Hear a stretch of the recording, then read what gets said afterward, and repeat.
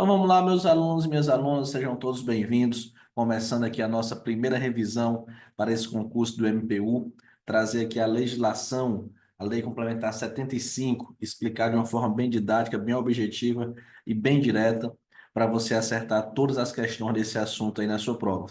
Beleza? Então vamos juntos aqui na plataforma Professor Soares. Nós aí somos, graças a Deus, referência em tribunais e área administrativa aqui no estado do Piauí, com vários alunos aí aprovados em concursos de tribunais, em concurso de Ministério Público, em concurso da área administrativa, e a gente não podia deixar de estar aqui trazendo a revisão para o MPU para vocês. E a nossa primeira revisão, teremos outras aulas, então acompanhe na rede social, Prof. Soares, faça parte lá do grupo para estar sabendo de tudo, receber os materiais, saber quais são os dias das próximas aulas, beleza? Então vamos lá.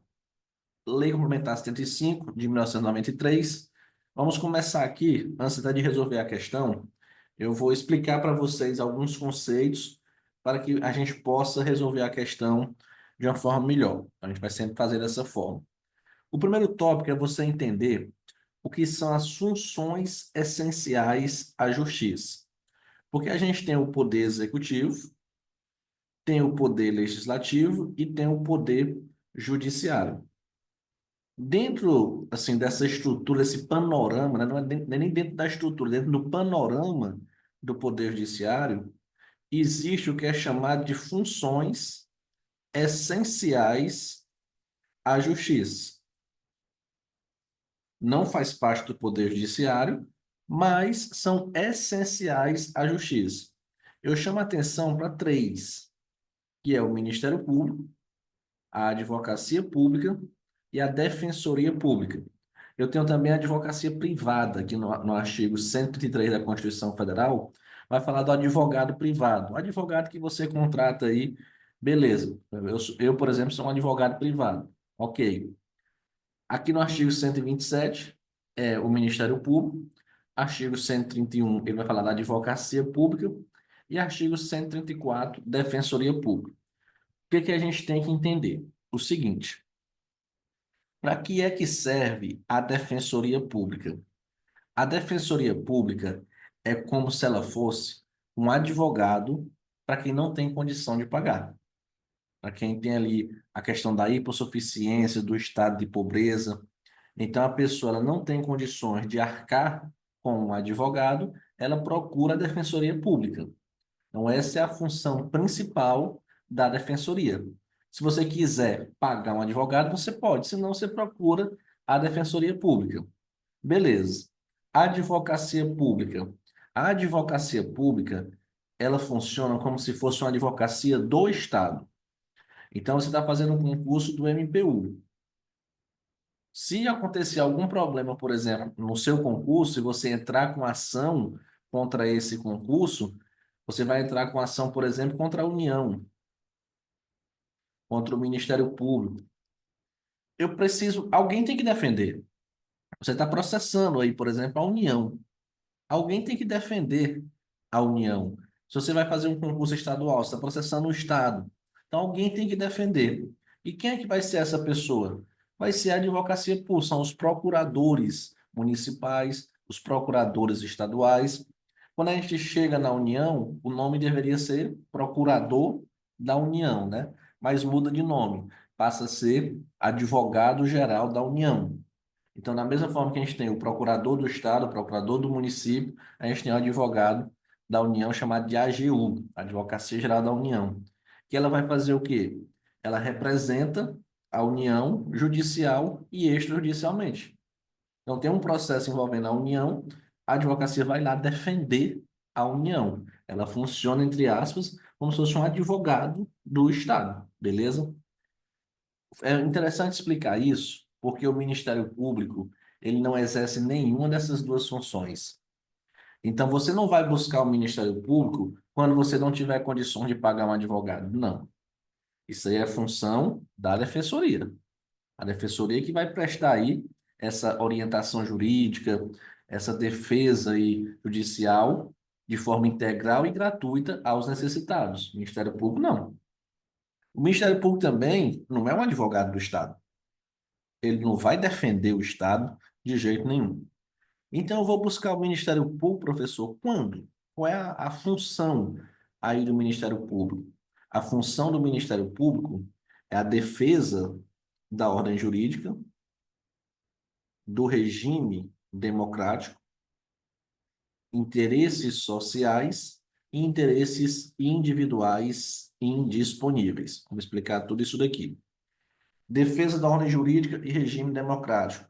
Envolve aí, por exemplo, situações de moralidade, de probidade, política, né? Muitas vezes o Ministério Público está ali na fiscalização das eleições, fiscalização de contratos e assim por diante. Então, ele visualiza uma irregularidade, defendendo a ordem jurídica, ele vai lá e tem essa atuação. Por exemplo, às vezes o Ministério Público, ele proíbe a realização de uma festa porque a cidade está precisando dar atenção para um hospital, por exemplo, ou então teve alguma enchente na cidade e o prefeito quer fazer uma festa, o Ministério Público ele vai atuar aí.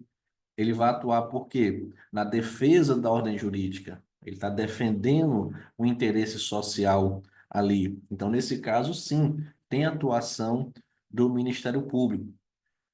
Outra situação é quando a gente tem aqui interesses individuais indisponíveis. O que é isso? Aqui, a gente pode até fazer uma divisão desses interesses individuais indisponíveis, porque eu tenho, por exemplo, direito difusos, os direitos coletivos e os direitos individuais homogêneos, ou individuais indisponíveis. O que são esses direitos difusos? Os direitos difusos são direitos transindividuais, em que eu não tenho destinatário determinado. Por exemplo, o meio ambiente. Eu proteger, fazer a proteção de um rio, por exemplo, ali não tem um destinatário específico. Eu estou protegendo aquele rio vai chegar em vários locais, está protegendo o meio ambiente como um todo. Então, isso são direitos difusos. Os direitos coletivos, eles têm os destinatários, eu consigo identificar, mas eles estão mais relacionados, por exemplo, com a categoria profissional. Então, é algo que envolve ali, nem colocar categoria profissional, colocar aqui categoria de pessoas, um grupo de pessoas. Então, a principal diferença do direito difuso para o direito coletivo é que no direito difuso eu não consigo identificar.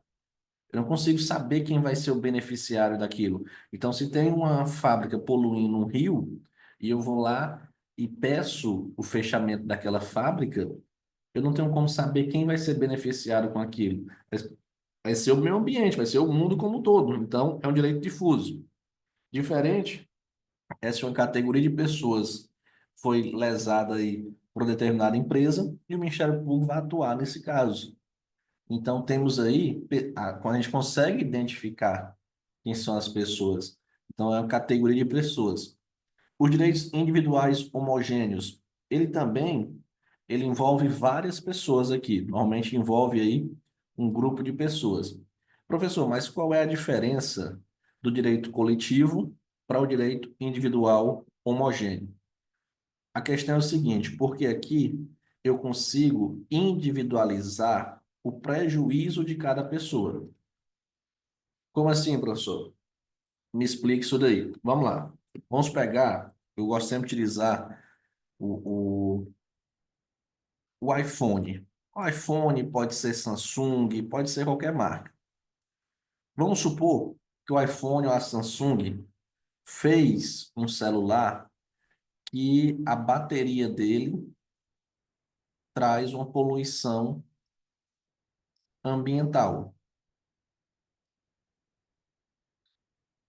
Ou o iPhone Samsung fez um celular e, por exemplo, pessoas que são da operadora TIM, elas não conseguem utilizar o celular. Ou então, iPhone Samsung está fazendo cobranças indevidas para as várias pessoas. Olha como aqui, agora você vai entender. a bateria causando uma poluição ambiental.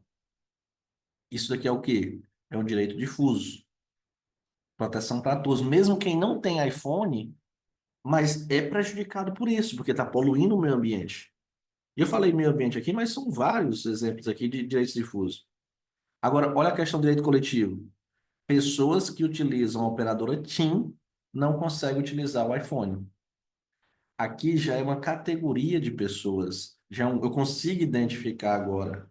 Por exemplo, quem utiliza Claro, quem utiliza Vivo, consegue utilizar. Mas quem utiliza TIM não consegue. Então, eu vou buscar reparação para essas pessoas. E aqui, ela está fazendo cobranças indevidas para várias pessoas, vamos supor. Está fazendo cobranças indevidas para quem baixou o aplicativo Instagram. Então, todo mundo que baixou o Instagram na Samsung, ela está fazendo uma cobrança indevida. Só que aqui, ela pode cobrar R$ 5 de uma pessoa, pode cobrar R$ 1.000 de outra pessoa, pode cobrar R$ 50 de outra pessoa. Então, cada um vai ter o seu prejuízo individualizado. Aquela pessoa que foi cobrada R$ 10 vai ter uma indenização. A que foi R$ 1.000 vai ter outra indenização. Então, essa é a principal diferença entre o direito coletivo e individual homogêneo. Tudo isso daqui tem proteção do Ministério Público. O Ministério Público vai ter essa proteção, ele tendo ciência disso, uma denúncia, seja lá o que for, ele vai estar fazendo a proteção. Por quê? Porque a função dele é essa, é defender a ordem jurídica, o regime democrático, interesses sociais e interesses individuais indisponíveis. Como eu falei anteriormente, o Ministério Público ele não é um advogado seu. Então, existem situações que, por exemplo, se você está me devendo um dinheiro, eu não vou no Ministério Público, o Ministério Público lhe cobrar esse dinheiro. Não. Isso é uma relação minha e sua. Não tem nada a ver com o Ministério Público. O Ministério Público não vai estar fazendo isso. Então, é muito importante a gente conhecer quais são os outros órgãos que compõem a função essencial da justiça para você entender isso daqui. Perfeito? Show de bola. Continuando, vamos falar aqui, revisar um tópico muito importante sobre as garantias dos membros do Ministério Público. E aqui eu até chamo a atenção de vocês, um tópico muito importante, importante mesmo, é você identificar o seguinte: existem os membros, que é diferente dos servidores. Os servidores são vocês, técnicos, analistas do Ministério Público. Os membros são os procuradores, subprocurador, promotor. Então, é membro do Ministério Público, tá aqui, procuradores, promotores, porque pegar aqui o Ministério Público Estadual. Então, eles aqui são membros do Ministério Público. Então, muito cuidado para não confundir na hora da prova. Por quê? Porque os servidores, vocês, possuem estabilidade. Já os membros possuem vitaliciedade. É um pouco parecido, mas não é a mesma coisa. Vamos observar aqui. Então, qual é a garantia dos membros do Ministério Público da União? Vitaliciedade. Ela é adquirida após 2 anos de efetivo exercício, não podendo perder o cargo, senão por sentença judicial transitada em julgado. Então, para adquirir a vitaliciedade, o membro do Ministério Público tem que trabalhar ali por 2 anos. A estabilidade é 3 anos. Primeira diferença. Segunda diferença. Adquirir a vitaliciedade, eu só vou perder o meu cargo agora por uma sentença judicial transitada em julgado. Na estabilidade, eu posso perder o meu cargo também por uma sentença judicial transitada em julgado, mas eu posso perder também por um processo administrativo. Um simples processo administrativo pode fazer que uma pessoa que tem estabilidade perca o cargo. Pode perder também por uma avaliação de desempenho. Então, você percebe que a vitaliciedade ela é bem melhor do que a estabilidade. Beleza. Qual é a outra garantia que a gente tem aí na lei? Inamovibilidade. O que é que significa isso? Vocês, servidores públicos, poderão ser removidos, né, a remoção, tanto de ofício como a pedido. Então, você foi nomeado para uma localidade, você não está gostando, ou então quer ficar mais próximo de casa, né? É comum de todo mundo querer ficar, trabalhar, ser concursado próximo ali dos familiares e tudo. E aí você pede remoção para um local mais próximo, até mesmo para a sua localidade, né? Ok, isso é remoção a pedido. Mas pode ocorrer uma remoção de ofício. Sem você pedir, a pessoa vai, a administração pública vai lá e remove você de ofício. Como assim, professor? Me dê um exemplo disso. Vamos supor, eu faço o concurso do Ministério Público e eu fui nomeado em determinada localidade. Aí o Ministério Público descobre que eu estou lá, que eu sou analista do MPU. Aí ele, professor Soares, tá trabalhando no MPU? Peraí, eu vou trazer ele para cá. Eu quero que ele trabalhe, por exemplo, aqui na biblioteca do MPU. Eu quero que ele atualize as leis aqui. Vamos aproveitar ele, já que ele está aqui no MPU como servidor. Então, eu vou fazer o seguinte: eu vou remover ele de ofício. Ele foi nomeado, vamos supor, lá para Manaus. Eu vou trazer ele para Brasília. Eu quero ele aqui na sede para trabalhar aqui nessa questão da legislação. Então, pode acontecer isso, uma remoção de ofício motivada por interesse público? Pode sim, beleza? Já dos membros, procuradores, promotores, isso daí, como regra, não é possível. Ele pode ser removido a pedido. Ele pode pedir também e ser removido. Mas a remoção de ofício, ela é uma exceção. Ela só vai acontecer por motivo de interesse público, mediante decisão do Conselho Superior, pelo voto aí de 2/3 dos seus membros, conforme diz a legislação. A Constituição fala um pouco diferente, a Constituição também traz outra garantia, que é a irredutibilidade de subsídios, né? Mas a lei só traz essas duas garantias aqui. Professor, me explique. É o seguinte, eu sou promotor, eu sou procurador, estou no Ministério Público, então eu vou bater de frente com muita gente, vou bater de frente com muitos políticos, às vezes. Poderia ocorrer do político pedir a minha remoção, ligar para o presidente, ligar para alguém. A gente sabe que isso aí não é para acontecer, mas poderia falar com o PGR, falar não sei mais com quem e tal, e conseguir a minha remoção. Poderia, mas eu estou garantido. Eu sei que dali ninguém me tira. Se eu estou fazendo meu serviço corretamente, eu quero ficar ali, pois eu vou ficar ali e acabou. Agora tem situações, por exemplo, o procurador está embriagado, todo final de semana ele está bêbado na rua, ele se envolveu numa confusão séria, a imagem dele, a honra dele está manchada na cidade, né? Então, por situações assim, ele pode ser removido, mas como eu falei, é uma exceção. Então, ele tem essa garantia aí. Beleza. Vamos revisar aqui agora as prerrogativas. Professor, o que é prerrogativa dos membros do Ministério Público? Prerrogativas são privilégios. É algo que essa pessoa tem e os outros, por exemplo, não têm. Então, a prerrogativa do membro, ele tem essa prerrogativa, outras pessoas não vão possuir. Você tem que tomar cuidado porque existem prerrogativas que são chamadas de institucionais e tem prerrogativas que são chamadas de processuais. E a banca pode confundir isso aqui de vocês. Ela pode misturar. Ela pode dizer, por exemplo, que usar vestes talares é uma prerrogativa processual. E aí você, é uma prerrogativa, sim, mas você tem que identificar também se ela é uma prerrogativa institucional ou se é uma prerrogativa processual. Um bizu, uma dica para vocês. Institucional está relacionado com a instituição. É como se fosse um policial. Por exemplo, eu fiz o concurso da polícia. Eu posso andar armado? Posso. Isso é uma prerrogativa institucional da instituição. Eu fiz o concurso da polícia. Eu tenho um distintivo, uma carteira funcional?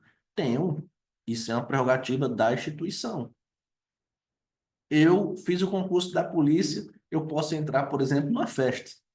Apresento lá a carteirinha, eu entro numa festa de graça. Ok? Isso é uma prerrogativa da instituição. As prerrogativas processuais, como o próprio nome já diz, ela está envolvendo processos. Então, aqui ele vai falar de crimes, ele vai falar a questão de ser testemunha, de prisão. Então, você pega isso daí. Você pode perceber que a maioria das prerrogativas processuais, ele vai falar de crime, ele vai falar de prisão, ele vai falar de testemunha, de intimação, tudo isso. Já as institucionais, não, são situações mais simples. Vamos analisar, vou mostrar para vocês cada uma delas. Então, prerrogativas institucionais dos membros do Ministério Público da União. Sentar-se no mesmo plano e imediatamente à direita dos juízes singulares ou presidente dos órgãos judiciários perante os quais oficiam. Então, eu tenho aqui, por exemplo, o presidente do STF, o nosso PGR, ele vai sentar à direita. Eu tenho, por exemplo, aqui o STJ, o membro do Ministério Público vai sentar à direita. Tem um presidente aqui, enfim, o membro do Ministério Público ele senta imediatamente à direita dos juízes singulares ou presidente dos órgãos judiciários. Então, isso é uma prerrogativa institucional. Usar vestes talares. O que é essas vestes talares? É aquela roupona preta bonita que eles utilizam. Isso é chamado de veste talar. Ter ingresso e trânsito livre em razão de serviço em qualquer recinto público ou privado, respeitar a garantia constitucional de inviolabilidade do domicílio. O Ministério Público também realiza as fiscalizações, realiza o controle externo da polícia. Então, muitas vezes, ele tem que entrar para fiscalizar. E ele vai ter esse ingresso e trânsito livre. Prioridade em qualquer serviço de transporte ou comunicação público ou privado no território nacional, quando em serviço de caráter urgente.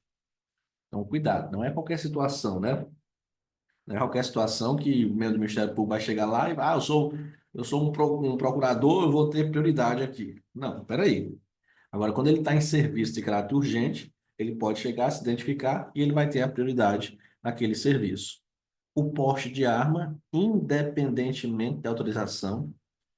Então, ele é um membro do Ministério Público, ele tem porte de arma. Não precisa mais de nada. Não precisa de autorização. Cuidado com isso. Carteira de identidade especial, de acordo com o modelo aprovado pelo Procurador-Geral da República e por ele expedido. É a funcionalzinha, né? Então, aqui são as prerrogativas institucionais. Vamos agora para as prerrogativas processuais. Aqui é muito interessante, eu vou fazer até um quadrozinho aqui.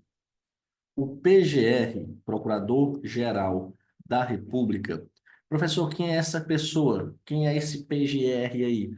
Vamos começar a se ambientar com os nomes, que é muito importante.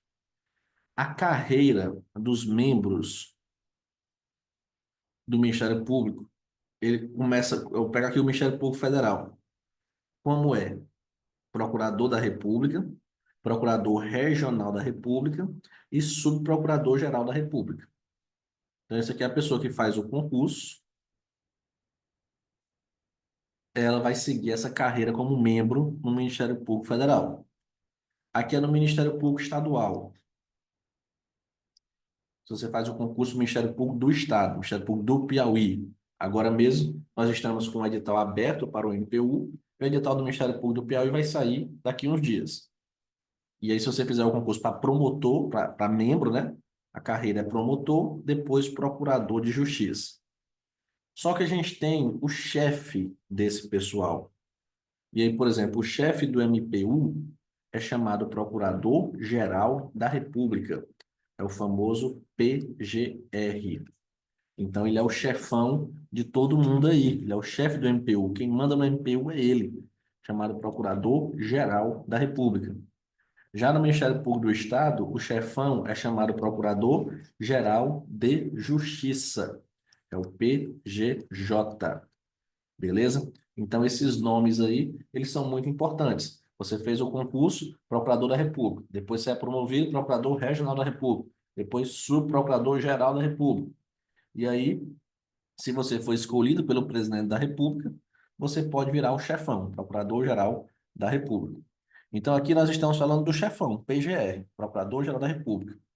ele vai ser processado nos crimes comuns perante o STF. Já se ele cometer um crime de responsabilidade, ele vai responder no Senado Federal. Então, vocês precisam tomar cuidado com isso. Por quê? Porque se for um membro do MPU, a gente tem uma diferença em relação ao PGR. Por quê? Se esse membro do MPU ele trabalha perante tribunais, ele vai ser processado e julgado, tanto faz se é um crime comum ou se é um crime de responsabilidade, até mudar aqui a cor para ficar melhor, perante o STJ. Agora, se esse membro do Ministério Público ele vai oficiar, ele vai trabalhar perante um juiz de primeira instância, aí tanto faz também crime comum ou crime de responsabilidade, ele vai ser julgado perante o TRF. Professor, peraí, me explica direitinho isso daí. Vou explicar porque isso é muito importante. Deixa eu apagar aqui. Como é que funciona? Vou fazer um resumo aqui da estrutura do Poder Judiciário. Funciona assim. Eu tenho, por exemplo, aqui na primeira instância, ou também chamado primeiro grau de jurisdição. Eu tenho, por exemplo, o juiz federal. Na segunda instância, eu tenho o TRF. Depois eu tenho o STJ e depois eu tenho o STF. Eu tenho aqui, por exemplo, o juiz eleitoral, o TRE, STJ, STF. Eu tenho aqui o juiz do trabalho, TRT, STJ e STF. Vamos ficar com esse resumo aqui. Então, o que que acontece? Em cada situação dessa, eu tenho que ter um membro do Ministério Público trabalhando. Então, vamos supor, lá no STF, quem é que vai ficar no STF? É o PGR, é o chefão. Ele está ali no topo. Mas o PGR não vai poder ficar em tudo, né? Então, vamos supor, tem membro do Ministério Público que trabalha aqui, ó, na primeira instância ainda, ele está começando a carreira dele. Então, ele trabalha aqui junto com o juiz. A função dele é essa. Vamos supor, o João aqui, ele é um membro do MPU, mas trabalha na primeira instância. Já, por exemplo, a Ana também é membro do Ministério Público, mas trabalha na segunda instância. O que acontece? O PGR, Procurador-Geral da República, se ele comete um crime aí comum, ele vai ser julgado perante o STF. Quem vai julgar ele é o STF. Se ele comete um crime de responsabilidade, quem vai julgar ele é o Senado Federal. Crime de responsabilidade está muitas vezes relacionado com corrupção, com probidade, com dinheiro público. Muitas vezes está relacionado com isso. Agora, o João, que trabalha na primeira instância, trabalha com o juiz. O João, se ele comete um crime comum ou de responsabilidade, tanto faz, quem é que vai julgar ele? O TRF. Ele não trabalha aqui? Então o TRF julga ele. Agora, a Ana, ela trabalha na segunda instância, ela trabalha aqui, ó, perante os tribunais. Ela já passou da primeira instância, já não quer mais nem saber disso, agora ela só quer saber do tribunal. Se a Ana comete um crime comum ou também de responsabilidade, quem vai julgar ela? Quem está aqui acima, o STJ. Perfeito? Então, esse quadrozinho aqui é muito importante e vocês precisam memorizar essa situação, essas situações, né, que são mais de uma, porque cai demais em prova. Então, vamos ler agora como é que está na lei, artigo 18, diz: são prerrogativa dos membros do Ministério Público da União processuais do Procurador-Geral da República ser processado e julgado nos crimes comuns pelo Supremo Tribunal Federal e pelo Senado Federal nos crimes de responsabilidade. A linha B, do membro do Ministério Público da União que oficie perante tribunais, então ele está trabalhando perante tribunais, ser processado e julgado nos crimes comuns e de responsabilidade pelo Superior Tribunal de Justiça. C, do membro do Ministério Público que oficie perante juízos de primeira instância, ser processado e julgado nos crimes comuns e responsabilidade pelo Tribunal Regional Federal, ressalvada a competência da Justiça Eleitoral, se tiver algum crime eleitoral, por exemplo, a Justiça Eleitoral que vai atuar. Outra situação, ser preso ou detido somente por ordem escrita do tribunal competente ou em razão de flagrante de crime inafiançável. Então, ele só pode ser preso ou detido se for por uma ordem escrita do tribunal competente, por exemplo, PGR ou STF, ou se for um flagrante de um crime inafiançável. Por exemplo, o racismo é um crime inafiançável. Então, ele foi preso em flagrante por racismo, ele pode. Mas nessa situação, tem que ser feita a imediata comunicação àquele tribunal e ao PGR, sob pena de responsabilidade. Ó, PGR, tem um procurador preso aqui, ó. Cerco da prisão especial ou sala especial de Estado-Maior, com direito à privacidade e disposição do tribunal competente para julgamento, quando sujeito à prisão antes da decisão final, e a dependência separada no estabelecimento que estiver cumprida a pena. Essa sala especial do Estado-Maior, prisão especial, é um local reservado ali, onde ele vai ficar. Não ser indiciado em inquérito policial, ser ouvido como testemunha em dia, hora, local, previamente ajustados com o magistrado da autoridade competente. Então, eu, você aqui que está me assistindo, se chegar uma intimação, por exemplo, para ser testemunha em um processo, vai chegar lá e nós vamos ter que seguir o que está dito lá. Já um membro do Ministério Público, ele, se ele for ouvido como testemunha, é no dia, horário e local previamente ajustado. Ele vai conversar e vai dizer, é tal dia, tal hora, em tal local.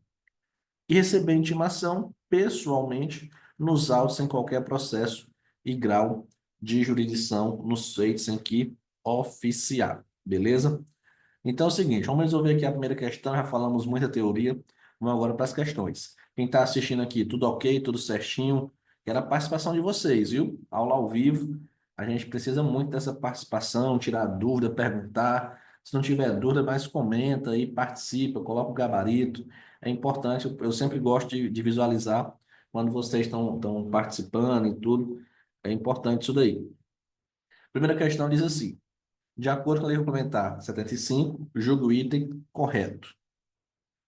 Sempre que o titular do direito lesado puder constituir advogado e a ação cabível incumbir ao Ministério Público, o caso, com os elementos colhidos, será encaminhado à Defensoria Pública competente. Já temos um erro aqui, porque a questão diz que ele pode constituir advogado. Então, como é que eu vou mandar para a Defensoria? Então tá errado. O correto, né, o que tem na legislação é o quê?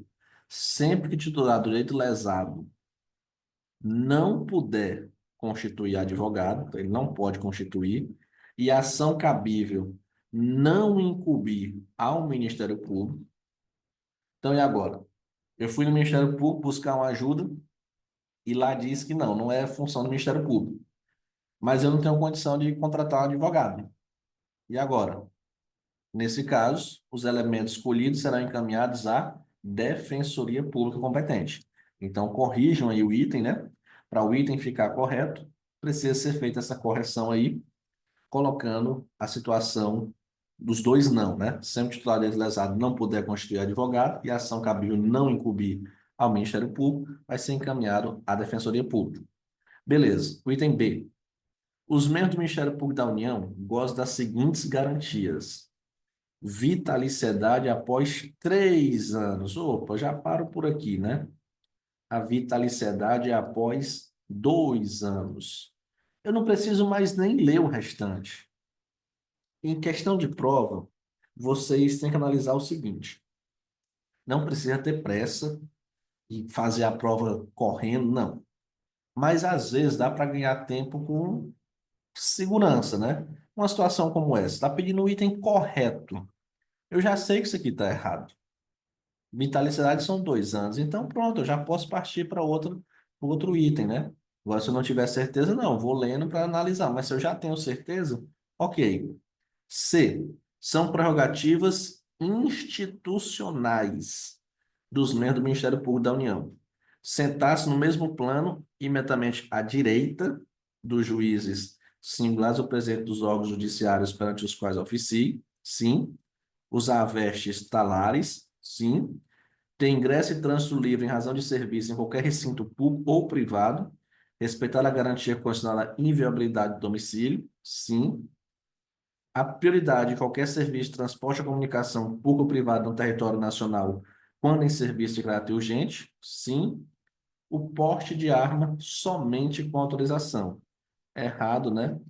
Porte de arma independentemente de autorização.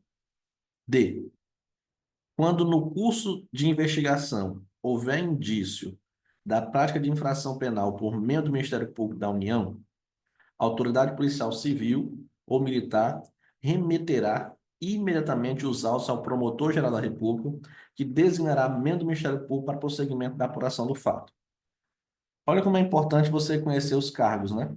Olha como é importante esse quadrinho que eu coloquei aqui para vocês, pela questão do nome. E as bancas gostam demais de fazer isso, de brincar com esses nomes. E você sabe que promotor é um membro do Ministério Público estadual. Ele não é nem o chefe do Ministério Público Estadual, porque o chefe é chamado de Procurador-Geral de Justiça. Então, como é que vai ter esse nome aqui, né? Completamente errado.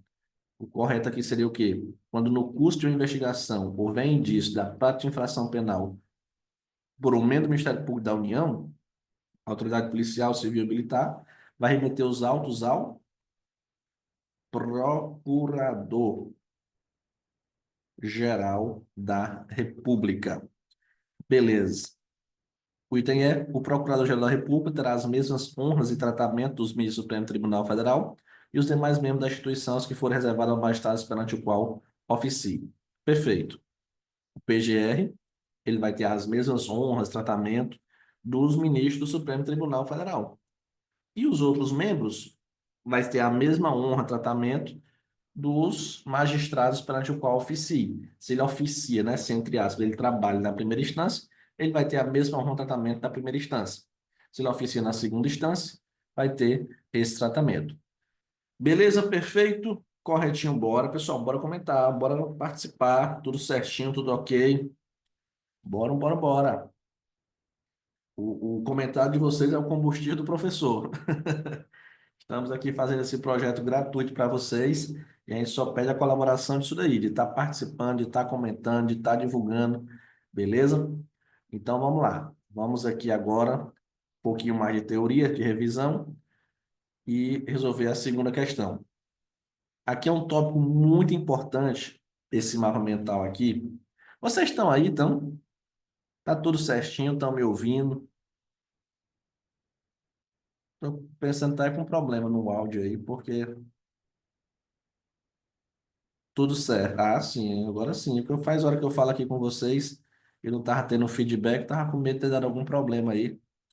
Nós estamos aqui nesse momento agora, né? No período chuvoso, e às vezes pode cair a internet, pode. Fiquei preocupado quanto a isso. Então, pronto. Tá tudo certinho aí, vamos seguindo.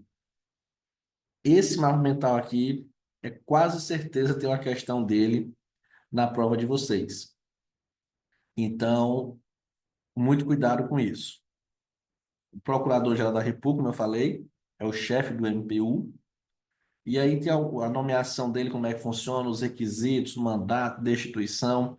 Então vamos lá, com muita calma, porque, como eu falei, é quase certeza. Tem uma questãozinha sobre isso daqui, é um dos assuntos mais importantes quando envolve a legislação do MPU.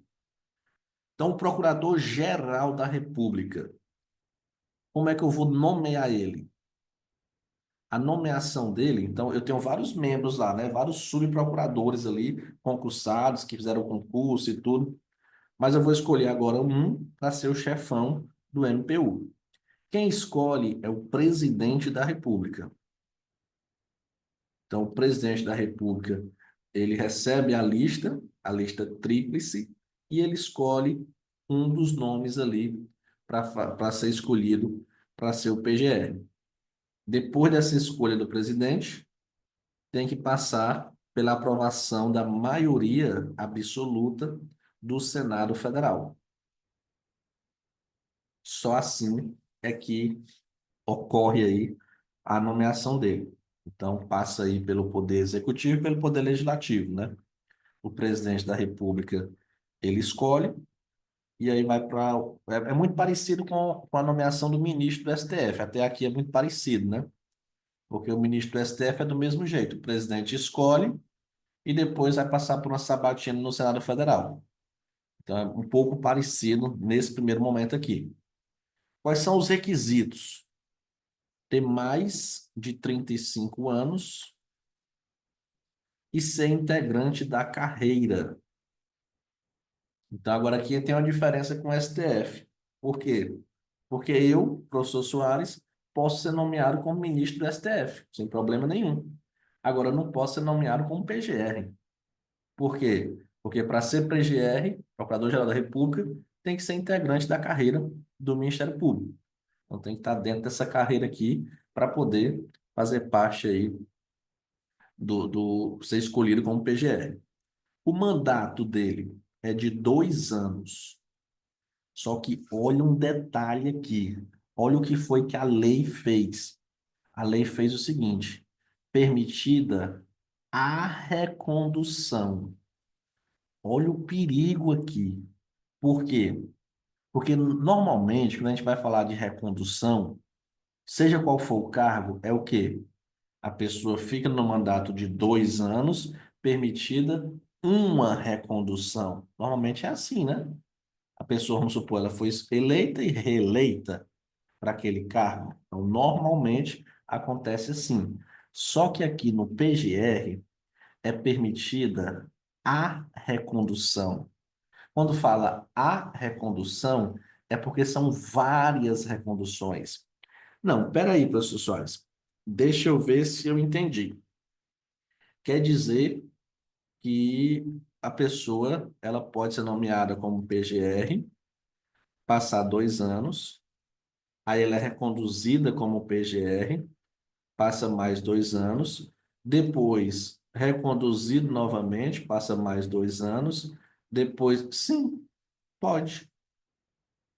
Pode acontecer, sim, dessa forma. Dá um exemplo aqui para vocês, ó.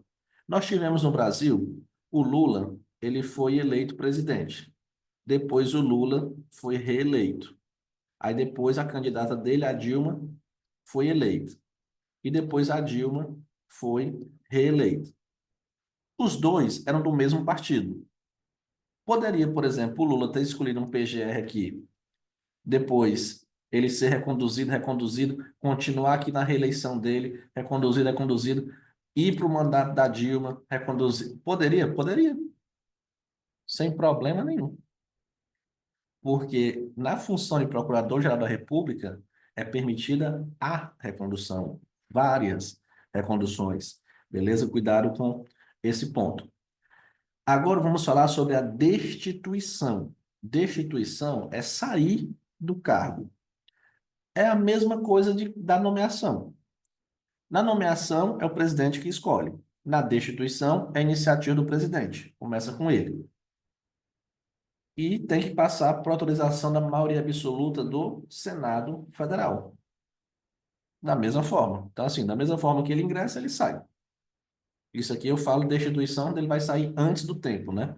E se ele cumprir o tempo dele ali, 2 anos, e for escolhido outro, tudo bem. Aqui é se ele for sair antes de 2 anos. Então, cuidado com esse ponto. Deixa eu falar uma coisa que eu estou aqui com ela na cabeça e vai que cai na prova, né? Melhor eu falar, melhor eu pecar por excesso. Que é o seguinte, deixa eu apagar aqui também.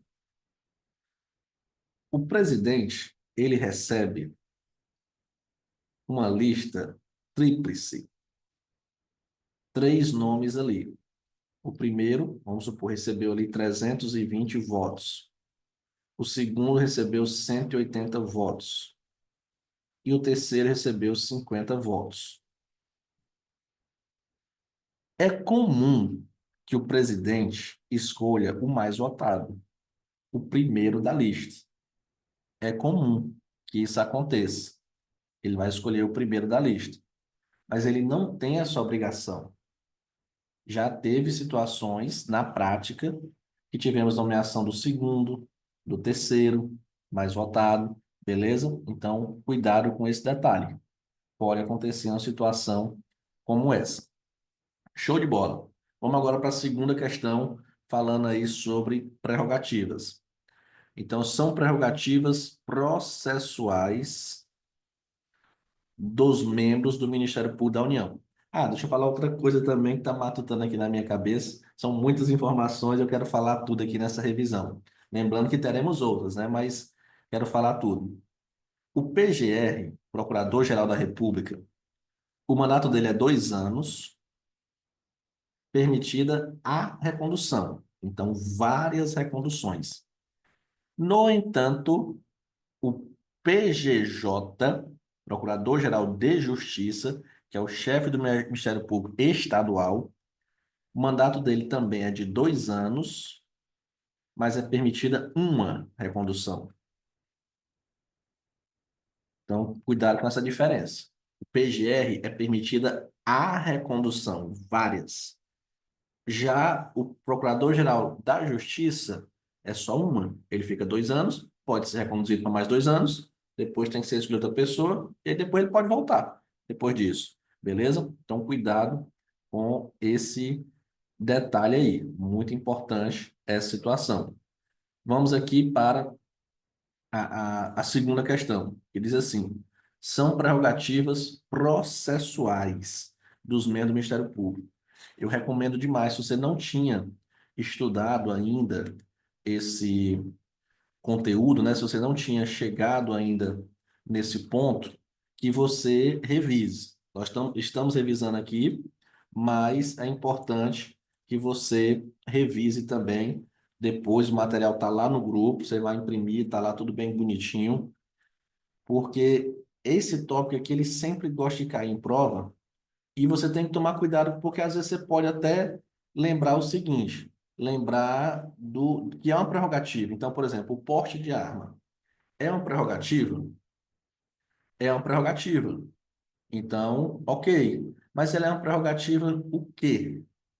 Qual é a prerrogativa? Ela é institucional, ela é processual? Então, você tem que saber também essa diferença. E aí, tem que analisar também a situação de do que eu falei para vocês do bizu, né? Da instituição e processual. Então vamos lá, vamos aqui para a questão. Ela pede o item correto. Diz assim: são prerrogativas processuais do membro do Ministério Público da União, do Procurador-Geral da República, o PGR, ser processado e julgado nos crimes de responsabilidade pelo Supremo Tribunal Federal e pelo. Ó, essa questão aqui dá para você responder. Vai respondendo aí e me ajude aí colocando o gabarito. Crime de responsabilidade perante o Supremo Tribunal Federal e pelo Senado Federal nos crimes comuns. Não, é o inverso. No crime de responsabilidade, o PGR vai ser julgado pelo Senado e no crime comum, pelo STF. B. O membro do Ministério Público da União que oficie perante tribunais ser processado e julgado somente nos crimes comuns pelo Supremo Superior Tribunal de Justiça. Está errado. É nos crimes comuns e responsabilidade. C. Do membro do Ministério Público da União que oficie perante tribunais de primeira instância, juízes, aliás, de primeira instância, ser processado e julgado somente nos crimes de responsabilidade perante tribunais regionais federais, ressalvar a competência da Justiça Eleitoral. Está errado, que é crime de crimes comuns e de responsabilidade. D. Ser preso ou detido somente por descrito tribunal competente, com razão de flagrante de crime inafiançável, caso em que a autoridade fará imediata comunicação àquele tribunal e ao Procurador-Geral da República sob pena de responsabilidade. Perfeito, item D. Analisar o item E. Ser recolhido da prisão especial ou sala especial do Estado-Maior, com direito à privacidade e à disposição do tribunal competente para julgamento, quando sujeito à prisão após decisão final. Não. Olha aqui, eu até destaquei quando eu estava explicando. É antes da decisão final. Então, não é após, é antes. Portanto, o gabarito item D, beleza? Deixa eu ver aqui, tem uma dúvida aqui no bate-papo. Professor, o presidente pode escolher um PGR fora da lista tríplice? Boa pergunta. Pode sim, e já aconteceu. Então, o presidente, ele pode sim, eu tenho a lista tríplice, ele, como eu falei, ele não é obrigado a escolher o primeiro, e ele também, se ele quiser, ele não precisa respeitar a lista tríplice. O ideal é que ele siga, né? A lista tríplice, porque a escolha foi feita ali pela, pela instituição, escolheu três nomes, teve a votação, foram os três mais votados e tudo, mas pode ocorrer sim a nomeação do PGR fora da lista tríplice. E já aconteceu situações como essa de diversos casos. O Lula já fez isso, o Bolsonaro já fez isso. O mais recente foi o Augusto Aras, se eu não me engano. Ele estava fora da lista tríplice e foi escolhido. Beleza? Vamos lá. Terceira questão. Ao Ministério Público da União, essa autonomia funcional, administrativa e financeira, cabendo-lhe propor ao Legislativo a criação e extinção de seus cargos e serviços auxiliares, bem como a fixação dos vencimentos de seus membros e servidores, prover os cargos, suas carreiras e serviços auxiliares e organizar os serviços auxiliares e praticar os próprios atos de gestão. Perfeito, correto, corretíssimo aí o item 1. 2. O Ministério Público da União elaborará sua proposta orçamentária dentro dos limites da Lei de Diretriz Orçamentária. Os recursos correspondentes às suas dotações orçamentárias, compreendidos os créditos suplementares e especiais, serão entregues até o dia 15 de cada mês. Opa! O MPU, realmente, ele tem essa autonomia. A LDO vai dar um limite. Vamos supor que esse limite aí, só exemplo aqui, é R$ 100.000. Lógico que não é só isso, né? Mas só um exemplo, 100 mil. O Ministério Público pega esse limite, ele vai dizer o que é que ele vai gastar. Ele vai gastar 10 mil com alguma coisa, 50 mil com outra, e assim por diante. Então, ele tem essa autonomia para fazer isso daí. E os recursos, vamos supor, esses R$ 100.000 que foi destinado aí para ele, esses recursos têm que ser entregue até o dia 20 de cada mês. Beleza? Então o item já está errado, porque ele fala que os recursos correspondentes às dotações orçamentárias, com créditos suplementares especiais, seriam entregues até o dia 15. Não, é até o dia 20. 3. As contas referentes ao exercício anterior serão prestadas anualmente dentro de 90 dias da abertura da sessão legislativa do Congresso Nacional. Não. Aqui é o seguinte, tem aqui o determinado ano, por exemplo, 2025, 2026. Então, as contas de 2025 serão prestadas dentro de 60 dias da abertura da sessão legislativa do Congresso Nacional. Então, aqui não é 90, aqui é 60 dias. Muito cuidado, até apagar o 20 aqui, ficou muito em cima, pode depois confundir vocês. Vou botar ali mais para cima. Aqui é 20. E aqui 60 dias. Então, muito cuidado essa questão de prazos, né? Gabarito, item A. Show de bola, tudo certinho. Vamos seguindo. Quarta questão. Olha aqui agora o que eu acabei de explicar lá no mapa mental. Eu falei que é muito cobrado em prova. O Procurador-Geral da República é o chefe do MPU. Beleza. Nomeado pelo presidente da República, sim. Dentre integrantes da carreira, sim. Maiores de 30 anos. Opa, aqui está errado. É maiores de 35 anos. Permitida a recondução, precedida de nova decisão do Senado Federal. Então, estaria tudo certo se ao invés de 30 anos fosse 35 anos. 2. A exoneração de ofício do Procurador-Geral da República, também pode ser chamada de destituição, como eu coloquei lá no mapa mental, por iniciativa de quem? Do presidente. Então, ó, do mesmo jeito que começa aqui, começa aqui. Deverá ser precedida da maioria simples do Senado Federal em votação secreta. Não, está no mapa mental lá, ó, maioria absoluta e não maioria simples. 3.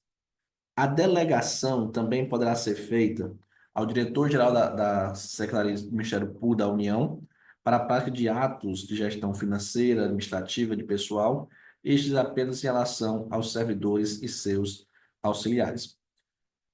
Esse item 3, você poderia acertar essa questão por eliminação, né? O gabarito é o item C, porque a gente sabe que o item 1 e o item 2 estão errados.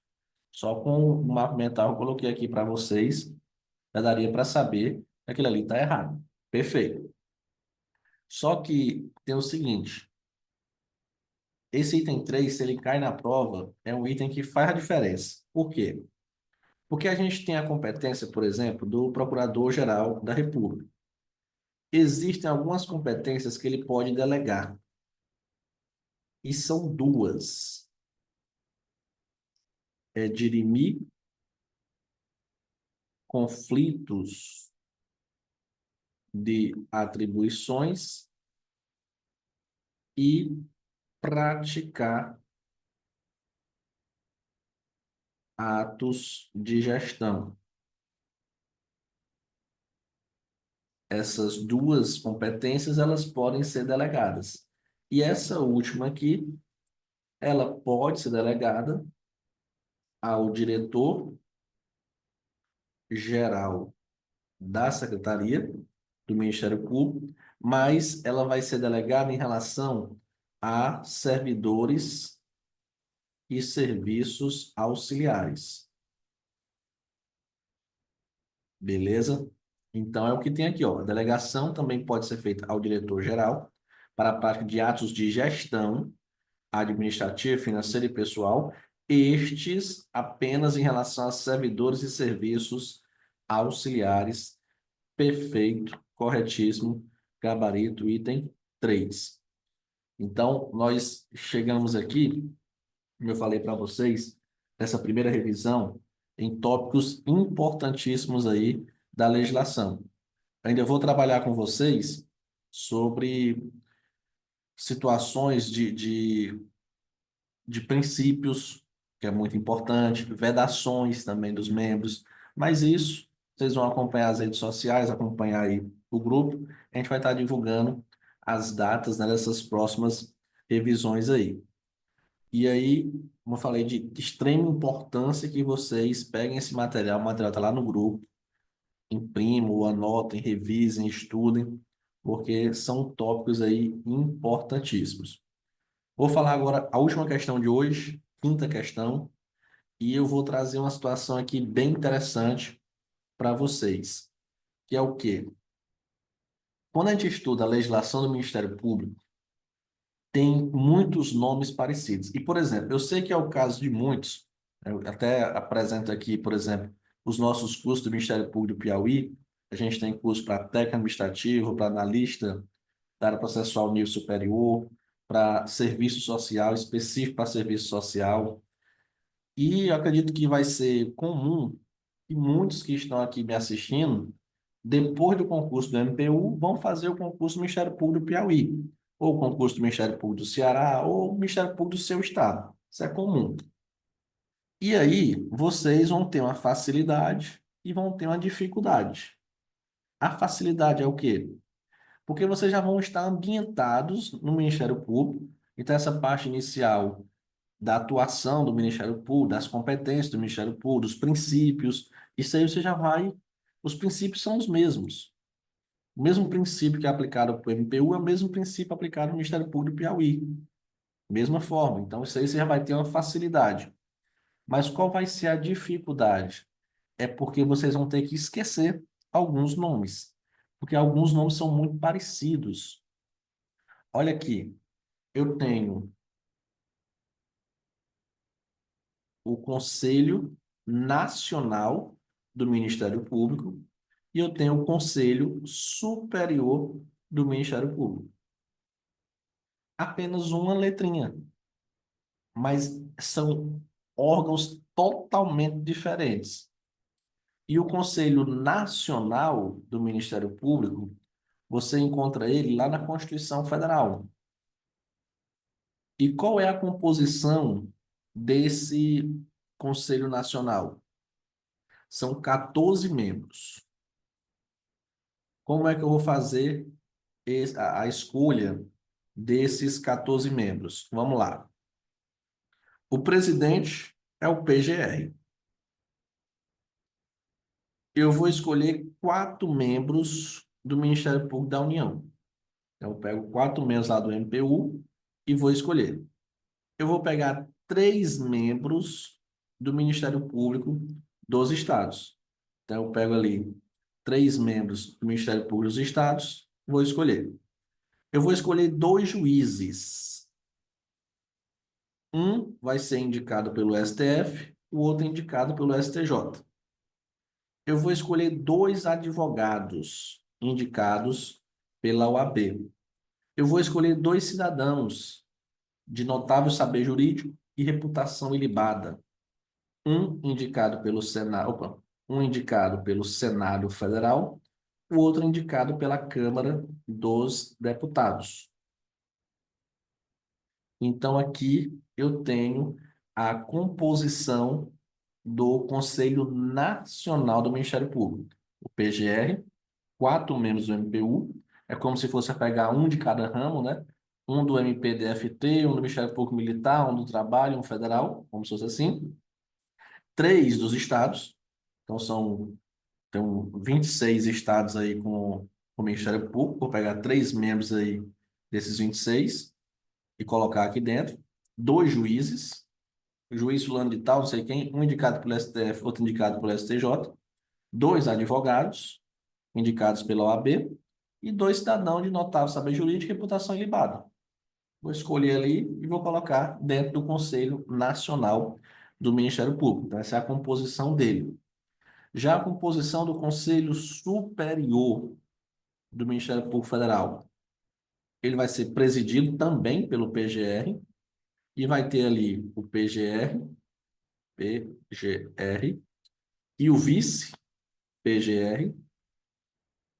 Vai ter 4 subprocuradores e 4 subprocuradores. Professor, para que isso, né? Por que não botou 8 subprocuradores? É porque esses primeiros aqui, eles vão ser escolhidos pelo Colégio de Procuradores. É como se fosse uma escolha mais interna. Já esses outros aqui, eles vão ser escolhidos pela categoria. Então, vão ser escolhidos pelos seus pares. Voto plurinominal, voto facultativo e secreto, permitida uma reeleição. Então, a diferença é essa. Então, quem vai fazer parte do Conselho Superior é o PGR, o vice-PGR. Aí aqui é como se fosse 4 subprocuradores da situação, né? Como se fosse, né? Imagina assim, eu vou pegar 4 subprocuradores gerais da situação. Mas vou pegar 4 subprocuradores gerais também da oposição. Não é bem assim, eu estou fazendo só analogia para você lembrar na hora da prova. Por quê? Porque 4 vão ser escolhidos como se fosse de forma interna. Já os outros 4 é pelos pares, pela galera ali que está dos subprocuradores. Então é assim que funciona, beleza? Então cuidado com isso, para não confundir, caindo na prova, tem que saber se a prova está cobrando o Conselho Nacional do Ministério Público ou se ela está cobrando o Conselho Superior do Ministério Público Federal, beleza? E a questão cobrou o quê? A questão cobrou o Conselho Superior do Ministério Público Federal. Então, vamos analisar agora. Nós vamos analisar é isso daqui. Então, o Conselho Superior do Ministério Público Federal, presidido pelo Procurador-Geral da República, tem a seguinte composição: Procurador-Geral da República e o Vice-Procurador-Geral da República, que o integram como membros natos. Perfeito. Correto aqui o item 1. 2. 4 subprocuradores eleitos para o mandato de 4 anos, permitindo a reeleição. Não, o mandato é de 2 anos. 4 subprocuradores gerais da República eleitos para mandato de 2 anos por seus pares, mediante o voto plurinominal facultativo. Cuidado, né? O voto não é obrigatório, o voto é facultativo mesmo. E secreto, vedada a reeleição. Não, é permitida uma reeleição. Beleza? Então, gabarito item A. Temos aqui uma pergunta. Existe hierarquia entre eles? Se for entre os conselhos a pergunta, não, não chega a ter uma certa hierarquia. Porque o que a gente tem aqui é competência, né? O que é competência do Conselho Nacional, do Ministério Público, e o que é competência do Conselho Superior.